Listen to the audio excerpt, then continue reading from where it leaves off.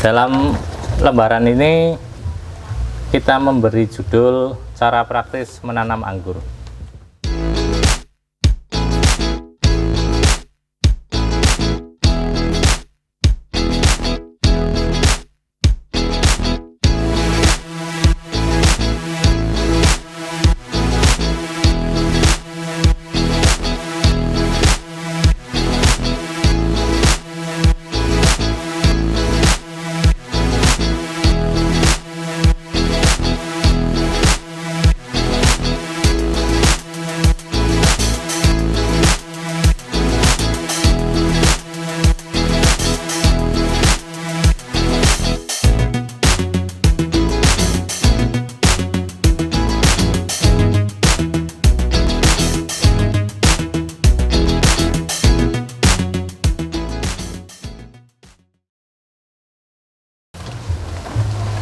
Masuk pada bab pertama, kita mengenal dulu media tanam gitu.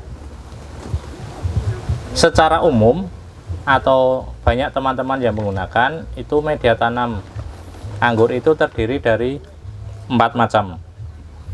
Yang pertama tanah, bisa tanah ladu atau tanah bawah bambu, tanah merah atau tanah yang lainnya. Itu untuk bahan campuran saja. Terus yang kedua sekam bakar, dan kalau bisa sekam bakar itu kita pilih yang 80%, tidak matang full. Karena apa? Karena dia posisinya masih utuh dan nanti bisa tahan lama, tidak mudah kapuk, remuk, jadi nanti menjadi lembut, akhirnya media mudah padat. Terus sekam mentah. Sekam mentah ini biasanya dipakai yang sudah lama atau dikatakan sekam lapuk, tapi jangan yang lapuk. Jadi sekam yang lama yang sudah berubah warna, yang sudah tidak ditumbuhi, istilah yang tidak padi yang tidak tumbuh, tapi dia masih utuh itu.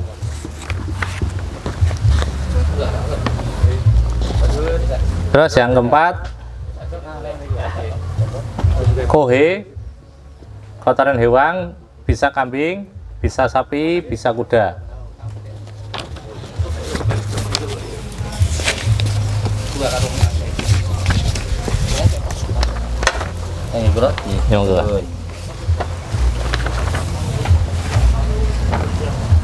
Ini untuk kohe lebih baik difermentasi dahulu, atau kita memilih yang sudah fermentasi secara alami, dengan tujuan di saat kita menanam agar tidak terjadi fermentasi di media, akhirnya akar tidak kuat karena proses fermentasinya itu menaikkan suhu yang sangat panas, akhirnya pohon mati. Jadi kita cari yang fermentasi, mau dibuat fermentasi sendiri atau cari yang fermentasi alami, silahkan. Atau kompos sama, kasusnya sama.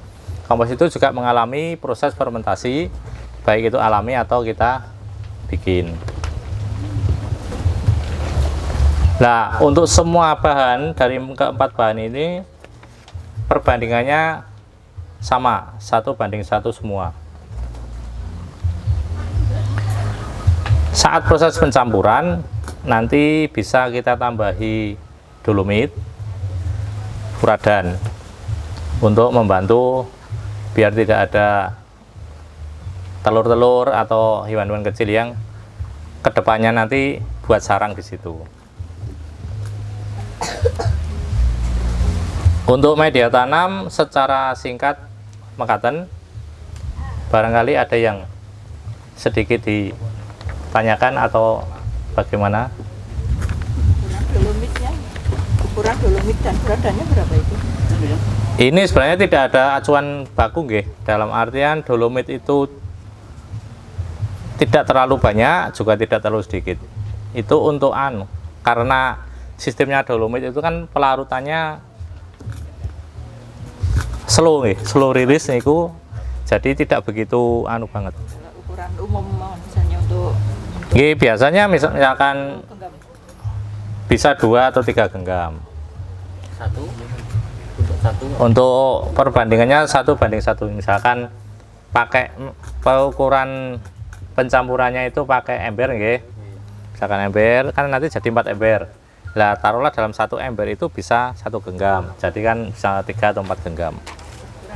Pakai anu aja Pak, ukurannya pakai pot yang 60 itu loh Pak, kira-kiranya.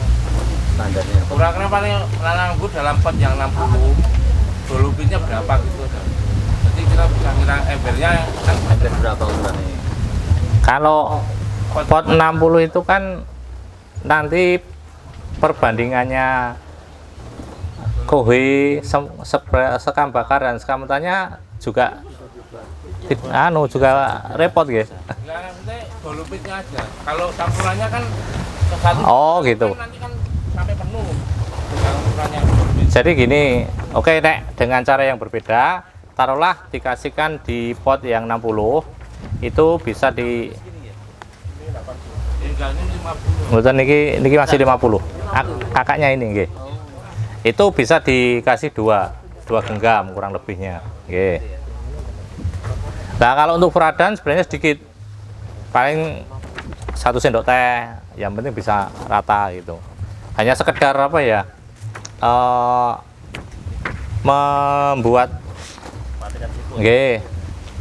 Membuat media itu tidak disukai istilahnya gitu.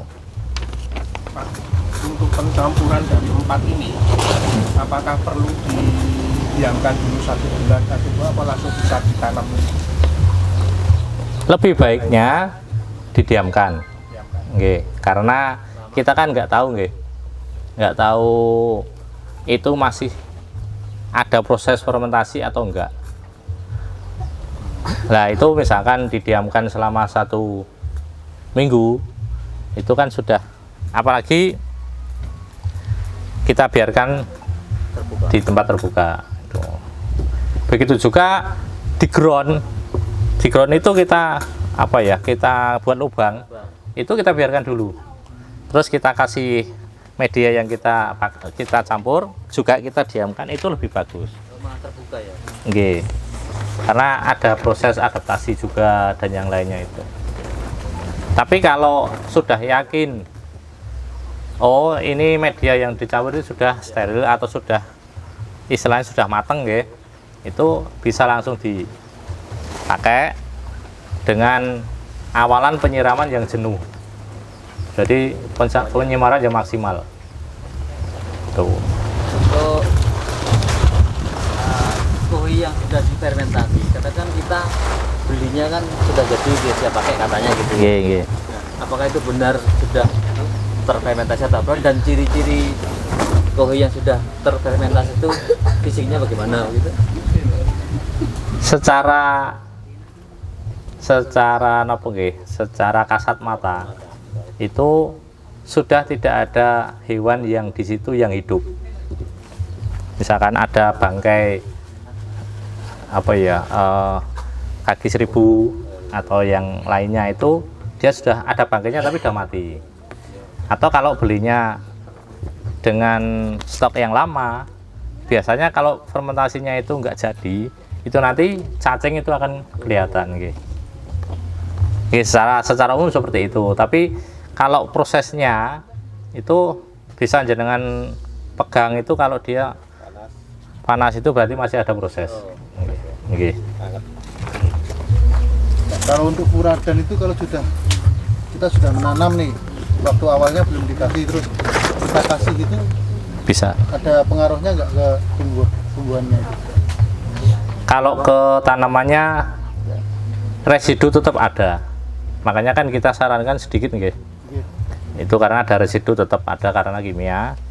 Cuman itu berefek nanti serangga-serangga atau hewan kecil yang ada di media itu dia akan keluar. Itu keluar. Nggih, keluar dan mati.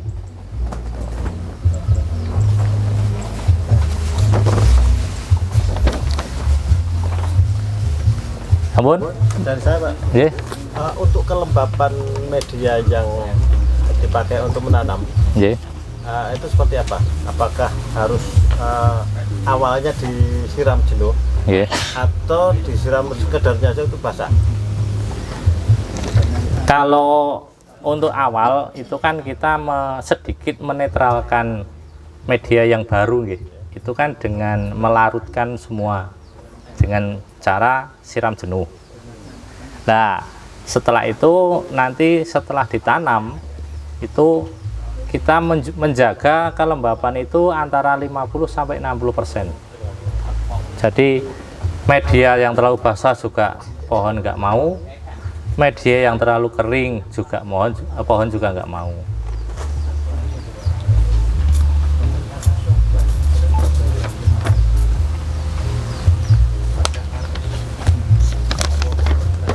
Menginjak bab kedua, kalau kita memilih bibit anggur dengan cara membeli, itu pilih bibit yang sehat, perakarannya yang kuat, dengan ciri pertumbuhan tunas niku aktif dan tidak ada penyakit pada bibit. Nah, bagaimana cara memilihnya?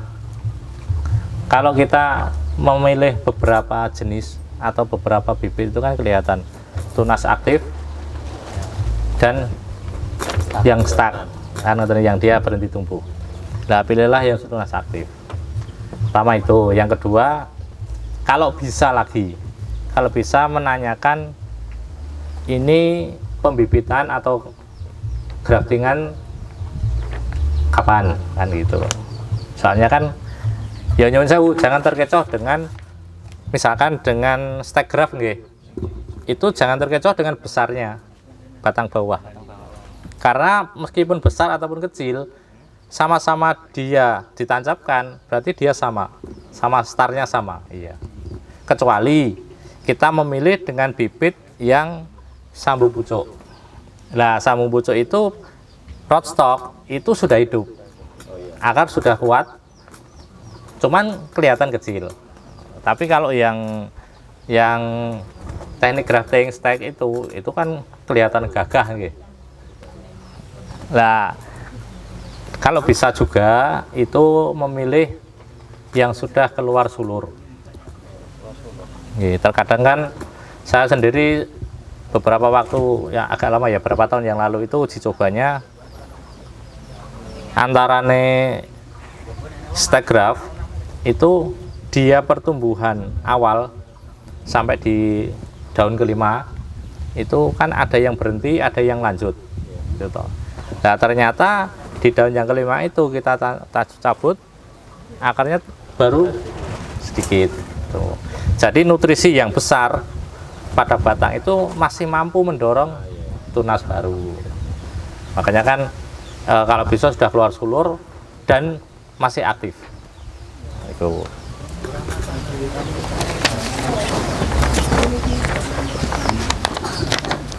Terus untuk poin yang kedua, dalam memilih bibit, pilihlah varian-varian yang mudah dibuahkan. Karena apa? Karena waktu yang pendek bisa membuahkan itu masih bersemangat. Beda kalau kita menunggu setahun, 2 tahun kok nggak buah-buah, kadang lokro gitu. Bosan. Jadi untuk tahap-tahap awal pilihlah bibit yang mudah berbuah. Contohnya Jupiter. Niki nggak ada Jupiter niki. Jupiter, Harold. Ninel itu kategori medium. Akademik itu sama ya, sama dengan Nina, mirip. Nek akademi lebih cepat. Lebih cepat. Ya. Jadi dua itulah misalkan Jupiter atau Harold atau akademik. Atau sebenarnya masih banyak juga. Kalau Tran termasuk medium juga. Oke. Jadi misalkan kita 4 bulan, 5 bulan sudah bisa membuahkan, itu kan masih semangat nih. Nah, itu semangatnya terus. Tapi nek setahun orang jedel-jedel ternyata yang dibeli mau drop, padahal mau drop itu Susah itu. yo bisa dikatakan susah, juga bisa dikatakan karena dia butuh batang besar baru untuk dia mau berbuah. paling enggak itu 3 tahun. Makanya ini kalau pilih bibit yang kurang pas, ya ini apa ya, bertaruh dengan semangat gitu nih. Terus menginjak bab yang ketiga, ya. Oh, JJ, ngapunten nggih. Monggo. Sekarang ini kan banyak ya yang banyak yang mempromosikan itu yang bibit yang hasil dari on road, katanya lebih bagus dibandingkan dengan bibit grafting. Rata-rata kan kalau bibit grafting itu kan dia hanya separuh Pak ya, separuh itu pasti kering itu. Bibit graftingan itu yang separuh pasti kering, yang di batang rootstocknya dia kan yang separuh itu. Tapi kalau yang dari sekarang ini kan rata-rata banyak yang jual itu bibit yang on road karena dia perakarannya kuat, tapi dia tidak tahan sama lingkungan luar ya, kayak kena air hujan itu langsung nanti akarnya busuk. Nah itu gimana Pak? Sebenarnya yang benar yang mana ini? Saya nggak menyalahkan cuman untuk graftingan itu kasusnya sedikit, hidup dengan separuh itu kasusnya sedikit. Jadi nanti misalkan kita sambungnya di sisi kiri misalkan, nah itu nanti di saat akarnya itu sudah penuh, dia naik, akhirnya nanti ada berapa senti sisi kanannya itu yang kering. Jadi nanti lama-kelamaan di umur taruhlah 1 tahun itu sudah nggak kelihatan. Jadi nggak keringnya itu nggak sampai bawah sana nggak ya? Ya ada kasus seperti itu ada, cuman tidak semuanya menjadi seperti itu. Dan pertama itu, yang keduanya untuk on road sebutan ini nggih, yang langsung dari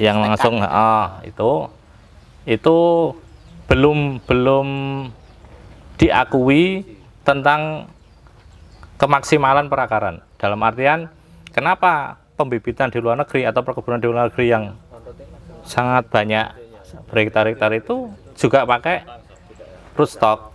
Dalam artian bibit jenis-jenis anggur yang memang dia itu bagus di perakaran tapi tidak bagus di pembuahan.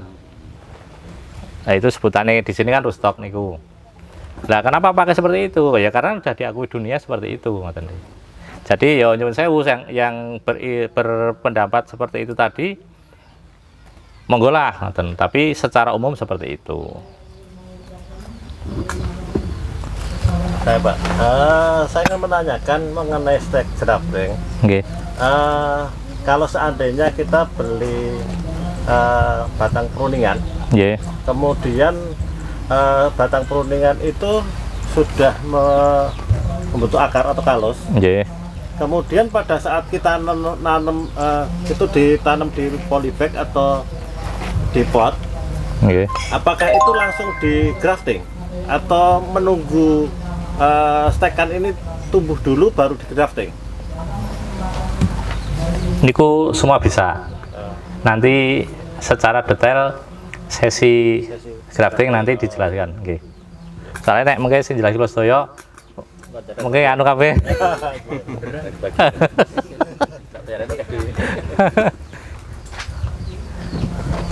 Berikutnya ada pertanyaan? Balik ke bibit tadi. Iya. Kalau ternyata berarti kan harus cari yang aktif ya. Ternyata kebetulan sudah terlanjur punya bibit tapi stuck. Apa yang harus dilakukan? Apakah dipotong atau seperti apa?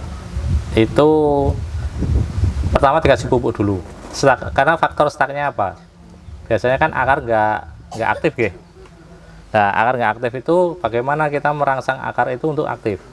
Kita kasih pupuk dulu. Bisa pupuk yang masuk ke wilayah-wilayah perakaran, dalam artian yang fosfatnya tinggi, itu kan bisa. Nah nanti kalau sudah akan kelihatan tunas-tunas butnya itu kan pecah dan itu sudah mulai aktif Nah itu mau dipotong atau tumbuh dulu, mana yang paling subur atasnya potong. Jadi yang subur itu yang dipelihara, itu nanti akan lebih cepat.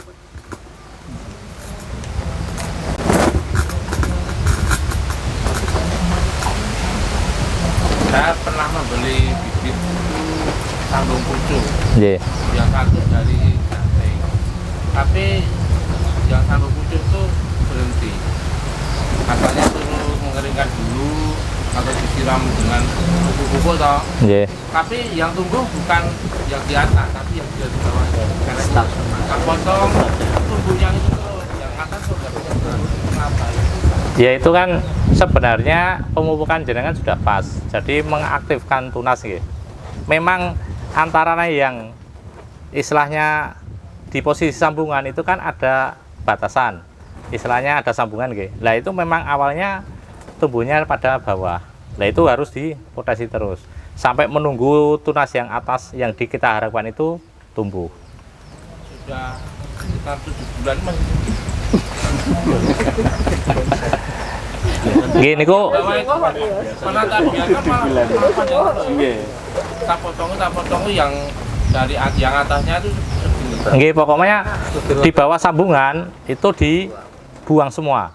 Semua tunas dibuang, jangan sampai ada tumbuh tunas yang muncul.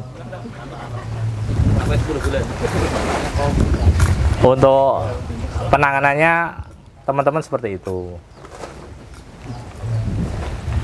Kalau untuk menumbuhkan itu Pak, tunasnya itu Pak, biar aktif itu pupuknya apa Pak, yang bagus istilahnya. Mungkin kalau kemarin saya lihat Mas Rohim kan pakai NPK, Oke. NPK Mutiara itu kira-kira ada. Oke, kalau untuk pertumbuhan memang kita pilih pupuk untuk pertumbuhan. Misalkan NPK 1616 niku bisa, atau banyaklah istilahnya jenisnya untuk pertumbuhan. Jadi yang kandungan nitrogennya tinggi itu. NPK merah. Itu juga bisa.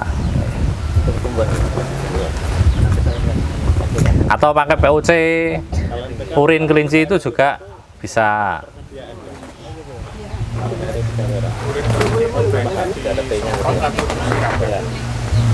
Oh, itu kan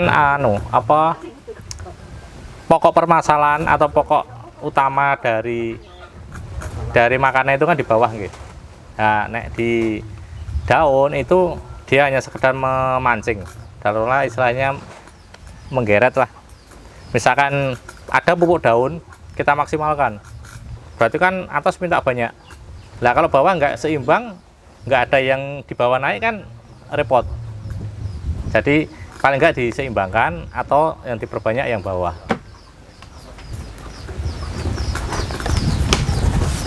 Kalau urin kelinci perlu difermentasi tidak Pak? Atau langsung bisa digunakan Pak? Oke, bagusnya fermentasi. Ya semuanya itu untuk untuk menghindari proses fermentasi alami yang misalkan sudah masuk ke media atau masuk ke tanah itu perakarannya yang nggak kuat. Nah itu Pak, untuk mengatasi media yang banyak semutnya itu Pak? Gini kok bisa pakai beradan. Oke. Satu lagi nih, Nggih. kalau seandainya kita tanam di planter bag, Nggih. perakaran anggur ini di permukaan, naik Nggih. di permukaan, dia aktif. Nah ini apakah harus ditutup kembali dengan media atau seperti apa? Karena kalau kita nanti melaksanakan pemupukan, Nggih. kira-kira perakaran yang muda tadi itu kena pupuk gosong atau tidak? Iya. Jadi itu ada beberapa faktor.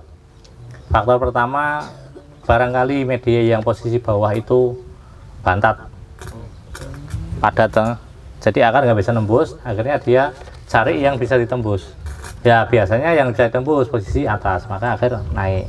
Atau media yang di pangkal bawah itu sirkulasi airnya tidak lancar, jadi ada genangan. Nah, akar yang bawah busuk, akhirnya yang aktif yang atas. Itu. Nah, misalkan seperti itu atau tidak keduanya itu, kok akarnya pada naik, nggih, masih ditimbun lagi. Soalnya kadang kita memberikan pupuk itu kena akar-akar muda atau bulu-bulu akar itu biasanya gosong.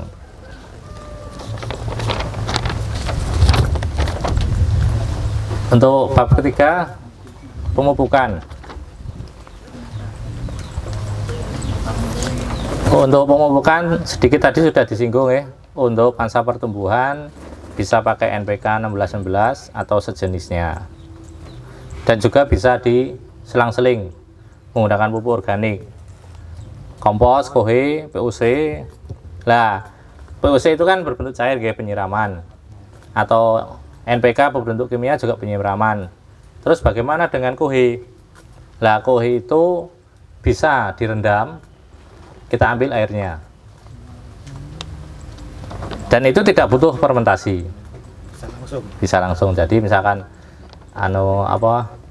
kita ngambil kohe, kita rendam di satu ember, kita tunggu sampai airnya berubah, nah kita ngambil airnya itu untuk penyiraman. Nah, kapan pemupukan itu dimulai? Yaitu kurang lebih sekitar 2 minggu setelah penanaman awal.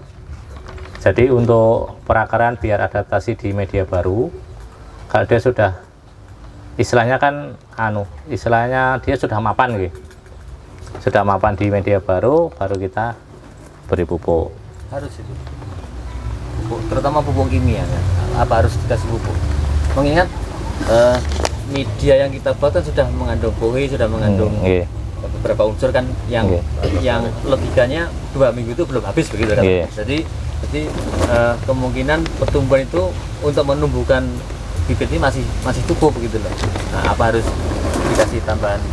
Sebenarnya tidak, cuman kalau kita pakainya yang pupuk dasar sebutan dalam membuat media tadi, itu kan pakainya organik kohe. Nah, kadang kan kohe kan juga slow release, pertumbuhannya nggak begitu Lah, kenapa kok kita masukkan kimia itu biar agak lebih cepat misalkan napa jenenge pergantian pakai PUC ya pemberiannya 1 minggu sekali pergantian, itu juga bisa. Untuk pemberian pupuk kimia itu lebih baik dikocor, dilarutkan dalam air, atau ditabur gitu aja? Sebenarnya biar lebih cepat diserap itu dilarutkan.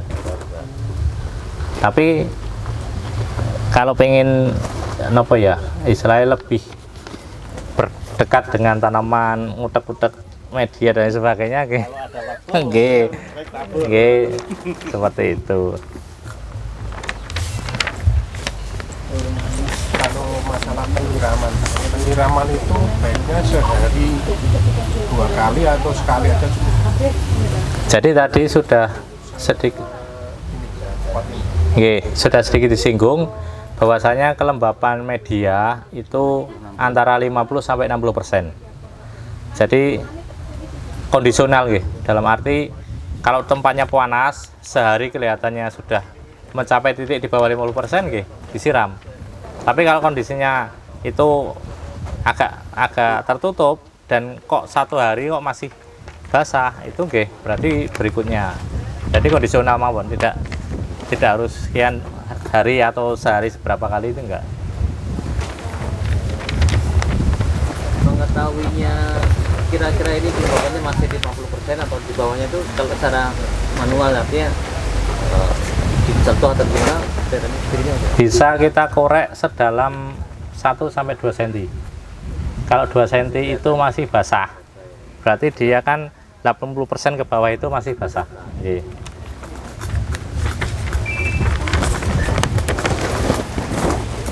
Terus itu tadi Pak, yang tadi kan Bapak bilang akarnya di atas, kemungkinan bantak ke bawah. Mengatasi yang bantak di bawah itu apakah perlu ganti media atau gimana? Ya, kalau kalau itu menghambat pertumbuhan total berarti memang butuh pergantian. Kalau udah penuh gitu ya akarnya ya? Bisa seperti itu. Berarti kan kalau udah penuh dia butuh tempat yang lebih luas, butuh penambahan media. Tapi kalau memang karena nyuwun sewu pengolahan medianya yang pertama kali yang kurang pas, berarti memang butuh dirubah. Masalah pupuk Pak, kalau kita nanam anggur, kalau masa pertumbuhan kan kalau pupuk kimia kan tahu nutrisi apa yang bukan. Seperti untuk pertumbuhan enyat bukan. Tapi masalah POC, nah itu gunanya itu untuk pertumbuhan atau pembuahan. Itu nanti sesi POC ingkang menjelaskan yang paling detail mungkin.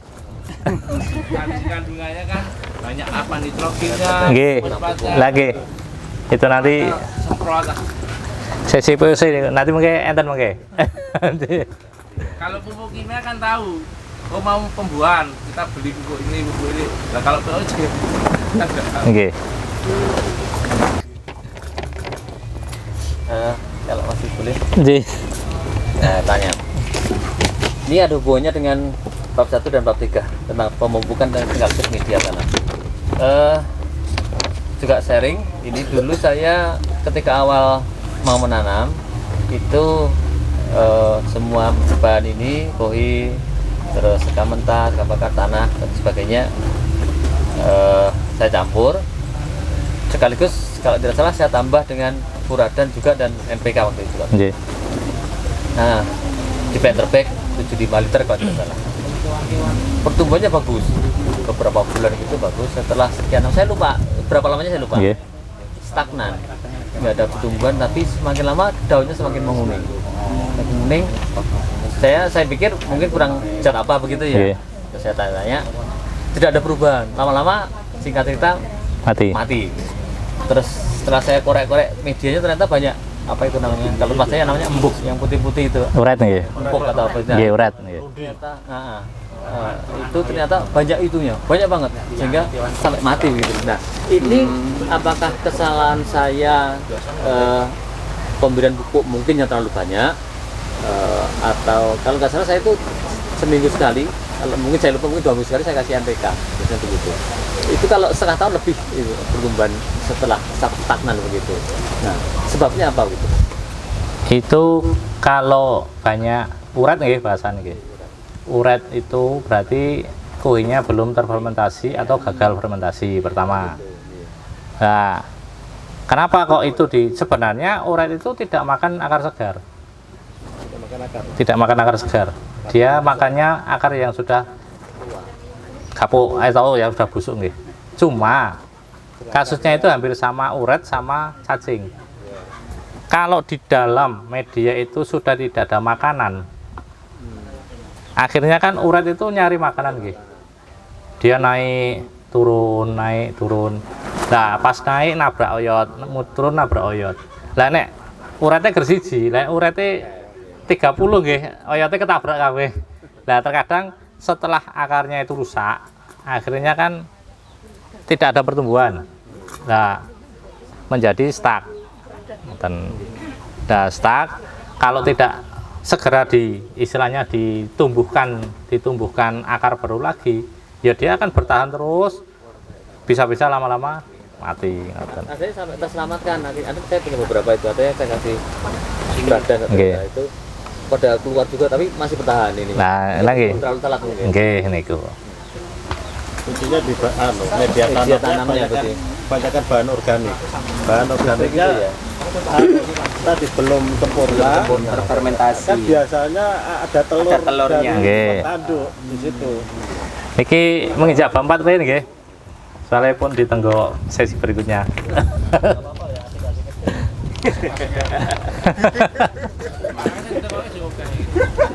Nggih, nanti bisa dilanjut kalau ada waktu nggih. Bab 4 niku pruning pemangkasan pembuahan. Setelah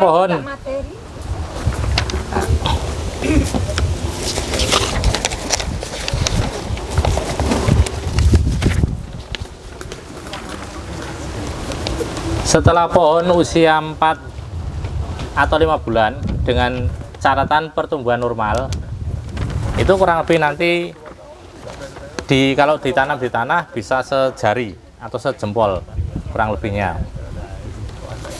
Nah itu bisa dipersiapkan untuk pruning pembentukan cabang. Syukur-syukur bawa bonus bunga.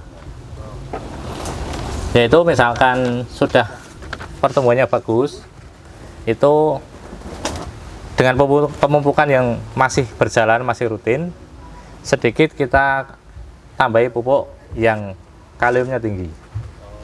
Contohnya? K3 merah, K3 putih. K3 putih bisa, MKP bisa. Gitu. Jadi juga persiapan untuk pembuahan juga.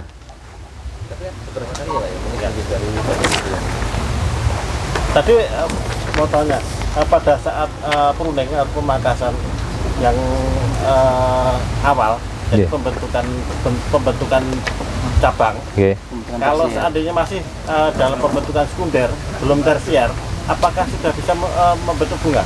Bisa. Oh, bisa. Tidak harus tersier? Tidak. Jadi gini,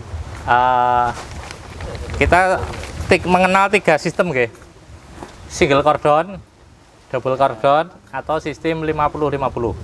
Barangkali sudah pernah mendengar. 50-50 yang belum pernah. Nah, sistem single cordon itu kebanyakan dipakai untuk trellis. Misalkan atas naik 1 meter, kita bungkukan menjadi sekunder, nah nanti kita tumbuhkan tersiernya ke atas.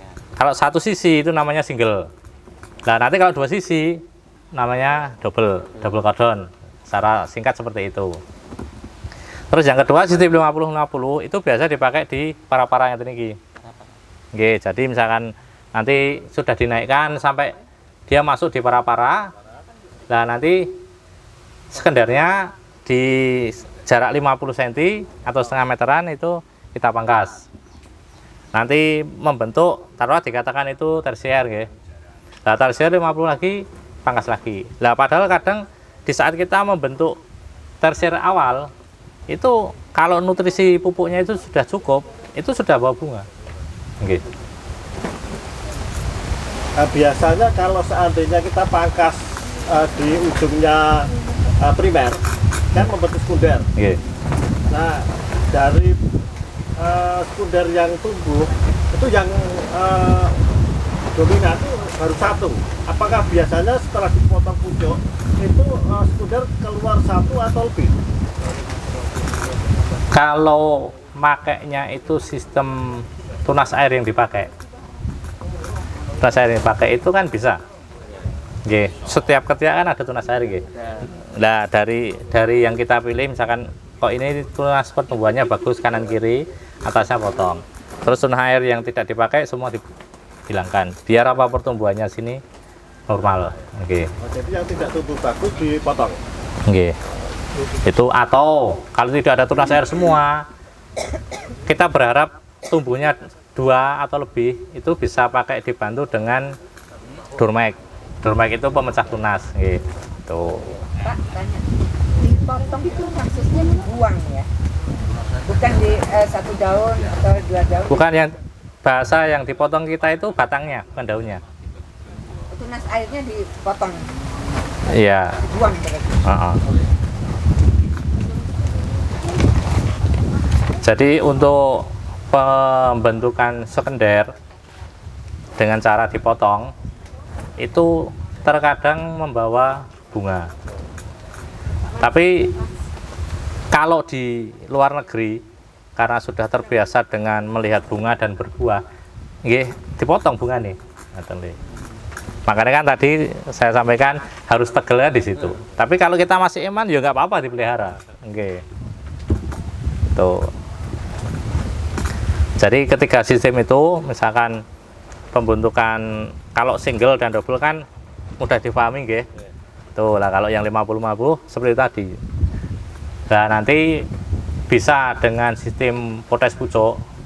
Itu nanti seperti di sini itu kebanyakan pakai sistem potes pucuk. Dia bawa bunga lagi, nanti bertingkat, potes lagi bawa bunga lagi, Kalau seperti ini berarti 50-50.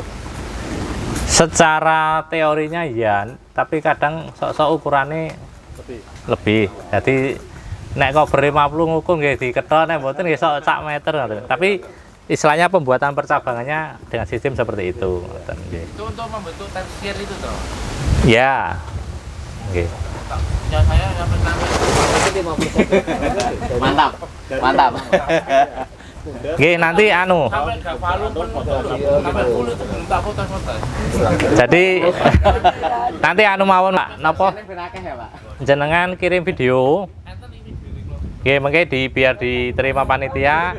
Nanti penangannya bagaimana nanti biar dijelaskan nanti.